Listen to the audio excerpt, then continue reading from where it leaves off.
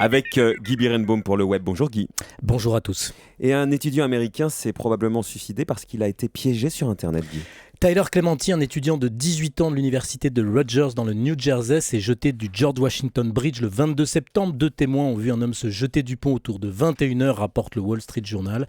D'ailleurs, il a laissé un dernier message terrible sur sa page Facebook. « Je vais sauter du pont George Washington, désolé. Mais si ce suicide fait la une, c'est bien parce qu'Internet est mis en cause. » Alors, quelles sont les circonstances qui expliquent cette mise en cause d'Internet ? 5 jours avant son suicide, Tyler Clementi a été filmé à son insu en plein acte sexuel avec un homme par 2 autres étudiants. Il y avait une webcam dans leur chambre à l'université. Et les images, donc, elles ont été, j'imagine, balancées sur le web ? Oui, les ont mises en ligne en direct sur la toile, mais ce n'est pas tout. L'un des 2 étudiants a prévenu qu'il allait les diffuser via le réseau social Twitter. Il a prévenu les internautes qui le suivent donc sur Twitter qu'on allait voir ces images, c'est Oui, ce que vous nous dites. Oui, il avait effacé 2 messages compromettants de son compte Twitter, mais ils ont évidemment été récupérés et c'est accablant. Et il disait quoi donc ces messages compromettants ? Le 19 septembre, l'étudiant écrivait « Mon coloc a demandé à voir la chambre jusqu'à minuit. Je suis allé dans la chambre de Molly, c'est l'autre étudiante mise en cause, et j'ai allumé ma webcam. Je l'ai vu se faire plotter avec un mec. Yaï, ce n'est pas tout.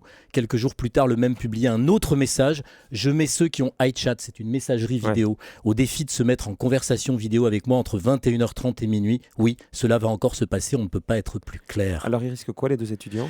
Ils sont mis en cause pour violation de la vie privée, délit passible de 5 ans de prison, mais filmer quelqu'un qui fait l'amour sans son consentement, puis balancer les images sur le net, c'est beaucoup plus grave qu'une simple violation de la vie privée, même si on ignore combien de personnes ont vu ces images.